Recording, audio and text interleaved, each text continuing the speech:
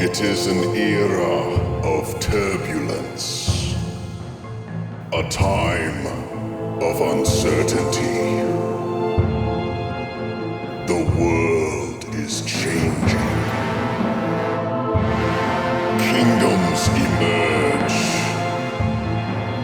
and prepare for war.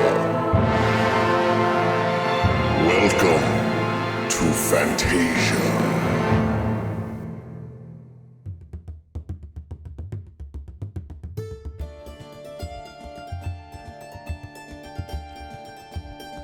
Greetings and salutations, everybody. My name is Klautos, and welcome back to Fantasia. Check it out. I finished the Hall of Patrons here. Look at that. Look at that roof. Isn't that better? That's so much better than the last episode. It's taller. It's more grand. I love it. I love it. I think it's awesome. We're starting off this episode here just like the last one because we have a couple patrons to add to it. So let's go do this, huh? By the way, if you're interested in becoming a patron, there's a link in the description below, so go check that out. There are some pretty cool rewards if you're interested in that kind of thing. So, the first one we have here, boom, is going to be Tori Sutherland. And she has joined at the goblin level. So, let's get our goblin stuff here. I think I'm wearing it. I don't want to wear this stuff. Oh boy. I did this last time too, didn't I? Putting stuff on. I need to put it on the thing. Okay. Now I'm ready. Boom. Boom. Boom. Boom. There you are. Thank you very much, Tori, for your patronage. I really, really appreciate it tremendously. The next one we have is hold on, let's get the red out. We have a new dwarf. And the dwarves wear the red. Because dwarves are like underground a lot with lava and stuff. Yeah, it makes sense to me. Boom. We have Avilar. And he's, by the way, a content creator himself. So go check out his channel. I will put a link in the description below. Okay, so, boom. Boom, boom, boom, boom. There you are. Thank you very much, Avilar, for your patronage. I definitely appreciate it. So, yeah, awesome. So I did a little bit in between episodes, and oh, by the way, I don't think these were up here in the last one. I don't know. I don't think I added those curtains, those drapes, but man, this place is cool. I really like it. We need to head back over to the human kingdom today. That's where we're going to be spending this episode, because I want to show you guys something that I've been working on. And you've been waiting for it for a long time, and I finally started. So let's jump over there. All right, guys, we're back. Check it out. This is the human kingdom. It still needs a name. If you have an idea for a name, leave me a comment and let me know. I have a few in my brain that I'm considering, but I want to know what you guys think as well. So here we have our Barbican, or the first most fortified gatehouse leading up to the castle. So we have our gate here, surrounded by two flanking towers on either side. And this actually leads into a defensive design known as a zwinger. And what this is basically a narrow walkway that is surrounded by fortified towers. So I still need to put battlements on top of these. These walls are just generic right now. It's just, I mean, they're really only one block thick, which is not going to do for the main part of the castle, the front wall, I guess. These need to be really thick. So here we go up, and we have our second gatehouse here. And I'm thinking on this one, I'll probably put a drawbridge. I'll bring the land down a little bit and have a bit of a drawbridge attached to this one. And then, man, I'm getting lag spikes. I don't know why. And then we have our third gatehouse here and our fourth gatehouse right here. So this is an incredible defensive design here. Because imagine, if you're trying to take this tower, or this, if you're trying to take this castle, you're trying to take it over, you have to get through a gauntlet of arrow fire and rocks being thrown on you, and you know, what they use, like oil, boiling oil and stuff. And I mean, to get through this, to get to the castle, is yeah, it's not for the faint of heart. Only the bravest of the brave. But yeah, this is called a zwinger.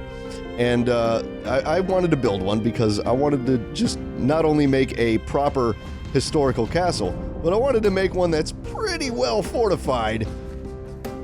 Okay, I just got cut off there because my my PC cleaning utility software popped up and said, hey, you should run the software now. No, I need to turn that off. Anyway, what I was saying, I don't just want to build a properly historically accurate fortified castle, but I want to build an awesome one that is defended like crazy, that, you know, with all the best fortifications that I could find that they would have used in the medieval period. So this is one that I really wanted to incorporate, and I love it. I think it is so cool. So I might do a drawbridge on this one as well as the one before it. Not this one though, because there's really not the room, because it's going around this curve here. So yeah, so that's the progress that I have so far on the castle, and I really, really like it. I need to double up these walls from above. It looks a little weird, but all of this is going to be filled in, and there's going to be walkways on top of this. I'll probably have a big building here of some sort, maybe a cathedral or something.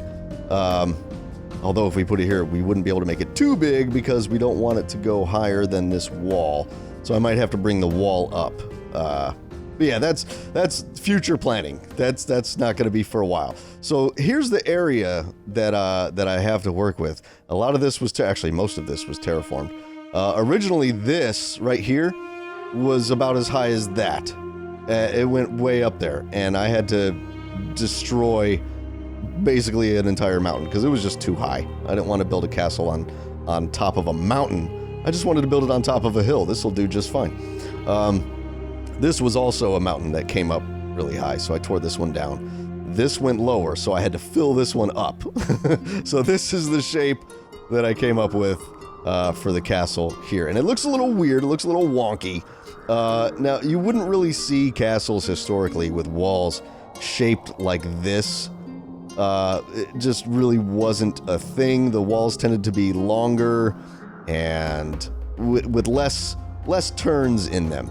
But since it's Minecraft and I don't care, I'm gonna do this. Right here, I'll probably put a tower right here as part of the back of the keep. I'm thinking that right in here is where the main keep is gonna go, is in this area back here. So we'll have throne rooms, ballrooms, and like all the extravagant stuff that goes in a medieval castle. There's gonna be a dungeon underneath and a donjon on top, and it's gonna be way cool. So over here is gonna be sort of like where people would live who work in the castle, the king's servants and stuff like that. They would be up here. There's probably also gonna be like a little jousting area up here. Some other stuff. Another thing, I might put the cathedral over here on this side. I think that might do. Or I may not do a cathedral at all, and just have one outside the castle there. But inside the castle, I'll have a oh, what do you call them? I can't think of what they're called. Like it's a little a chapel, like a little chapel. You know, I might do something like that instead. That might be cool to have inside the castle. I might do both. I don't know. Haven't really thought about it. So this gate here is really wide. Okay, it's really wide, and this presents a bit of a problem in defending it. Now, this is the main entrance to the castle, so I think that it needs to be a little bigger, but not this much bigger, you know. I do want to have a large grand entrance to the entire kingdom. Eventually, this whole kingdom is going to be surrounded by a wall, right? And I think somewhere in that wall, we'll put a giant, massive doorway that takes you into this kingdom. But for here, I didn't put a gatehouse here because this is, I don't know. I'm struggling thinking of the size of it and how big I want it to be and stuff like that. So that's something that I'm going to have to consider between now and the next episode. And I also want to get these drawbridges in. Now, there are two kinds of drawbridges, really, and these that are out here, I'm gonna have to make these both windlass drawbridges. Now, what a windlass drawbridge is, it's where the drawbridge, it would be in front of the gate, so it would be right here, okay? And it would have two cables that go from the end of the bridge up into the wall, and then you would have a fixed winch on the inside that you crank to bring the drawbridge up and then to lower it. These were pretty practical because they conserved a lot of space. However, the counterweight drawbridge, it's a different kind of drawbridge that had beams that came out of the wall, like right here. If I, hold on, I'll give you a bit of an example so I can describe it a little better. Let's just get some log. Oh, wait. Wood. Here, we'll just get a log, okay? So a windlass, I wouldn't need to use any logs. There are no beams involved, really. But for a counterweight drawbridge, what you'd have is... Oh, my frame rate's screwing up. You'd have these beams coming out like this, and then there would be chain... I'm using the logs, but, there would be chains coming down or ropes coming down to the end of the bridge. And now these beams, they would be inside of these... Man, what is up with my lags? Why am I lagging? They would be extended out like this, and on the back of them, there would be counterweights hanging down from the bottom that could be latched or unlatched. And the good thing about this is that the counterweight drawbridges could be raised and lowered very, very quickly, whereas a windlass drawbridge has to be manually cranked. So there are a lot of the counterweight drawbridges like inside of castles and stuff like that, but for places like this, it would pretty much be windlass just to conserve space. But I think I'm going to use a windlass drawbridge on the castle itself, the keep itself. I'll probably have a windlass drawbridge, or I'm not a windlass, but a counterweight drawbridge there. You just got to think, once they unlatch that thing, if there's people invading and they unlatch the counterweight, that door just goes it just slams shut, and yeah, it's way cool. So I've seen a couple of designs for it. Some of them use two beams like this coming out, and one goes to either side of the bridge. There's another design where it's just one that comes out maybe like this, and then it's got two like that, and then the chains come down on either side of that, which they would do that to save space, obviously, to make it more efficient space-wise. But yeah, so that's where I'm at here. Another thing that I want to consider when I'm looking at this wall is where the towers are going to go. Now, historically, they would always put the towers in a place where it was all based on line of sight. Okay, so we have this straight wall here, and then there's a curve, and it goes that way. So obviously, if someone is on the wall here, okay, they wouldn't be able to hit anybody that's over there, right?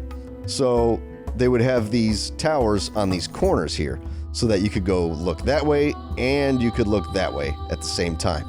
Now, I think since this is already elevated so high on top of this hill, I might just use bastions instead of full towers on them, because I don't think that a full tower would really be necessary. What a bastion is it's where the tower, it's like a half tower, right? So let's say if the wall came up,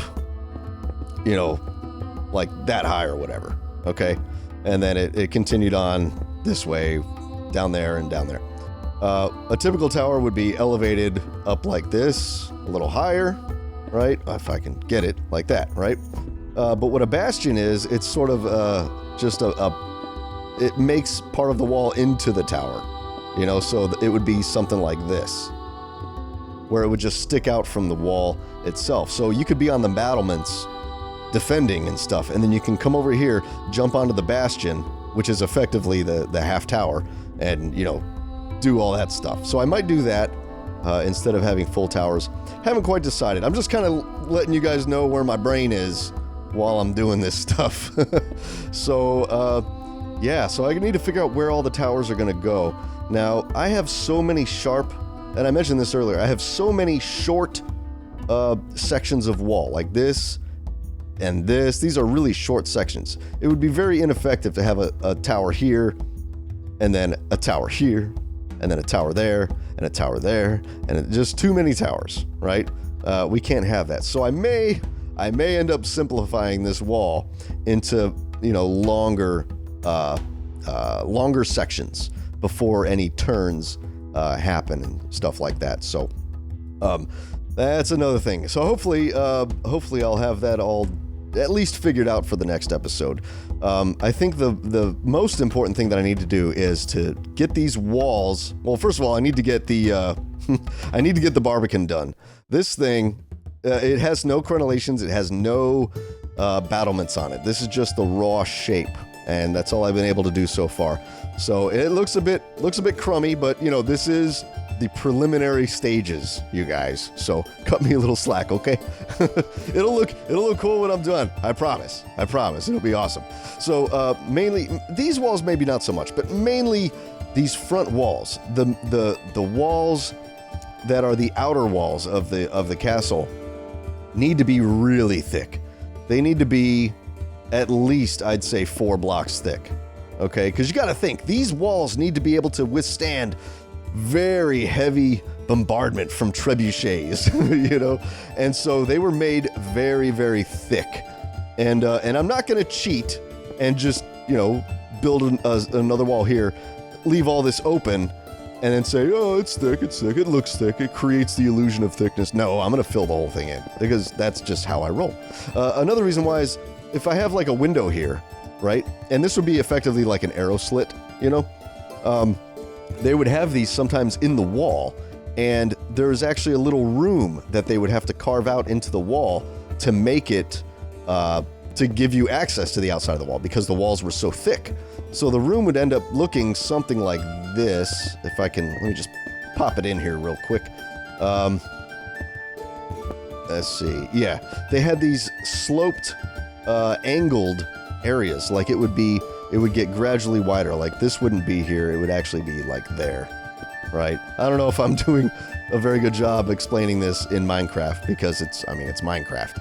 So it'd be like that, and then this one would be probably like that. But of course, this is a pretty wide one. And then of course, on the walls here, these would be like that. They basically didn't want to weaken the wall by putting a big room there. So they would go at an angle, 45 degrees, all the way to the other end of the wall, and just spread it out like that. So you come in and it gets narrower and narrower as you get to the arrow slit here. So I'll probably have several of these built in, and I'll use stairs to make it not so blocky. But I'll probably have several of these built into the wall, and I think that'll be pretty cool too.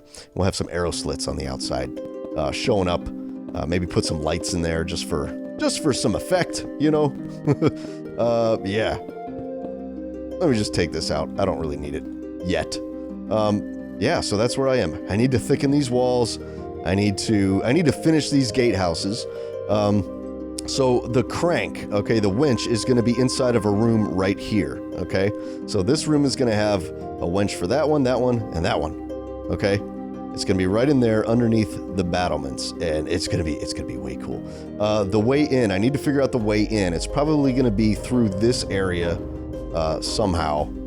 But yeah, this is a huge project. It'd be impossible for me to plan everything perfectly in advance the way it's going to be. So, but yeah, so that's pretty much my progress for the castle so far. And I hope you guys like it. I really do. I think it's going to be really cool once it's finished. Also, side note, I recently hit 1,000 subscribers on YouTube, you guys. This was like last week or so. So thank you very much to all of you who have been subscribing and enjoying my videos. I really appreciate it tremendously. And I'd like to do something fun and for you guys, just to celebrate 1,000 of you who are awesome. So I think what I'm gonna do is, I should have mentioned this at the beginning of the episode, but I didn't. So if you made it this far, hashtag long haul in the comments section. But yeah, I think what I'm gonna do is I'm gonna do like a Q&A, okay? And now this isn't just, you know, ask me about myself, because I don't really like talking about myself, but I mean, of course, if you want to ask me something about myself, that's totally fine. But what I'm saying is, it's a Q&A, as in you can ask me anything. You can ask me about me. You could ask me about you could ask for like advice about stuff. Okay, I give excellent advice. I promise. It's the best advice you will ever receive. I promise. Oh, kind of promise. Anyway, that's subjective, isn't it? Yeah. So anyway, I hope you guys enjoyed this video. I think I'm gonna call it right here. If you did, do me a favor and hit the thumbs up button. I really appreciate it tremendously, and it really helps out my channel. Subscribe if you haven't already to see more progress on this castle. And man, this thing is going to be huge. I cannot wait. Anyway, I'll see you guys in the next episode. Until that time, be excellent to each other, and farewell.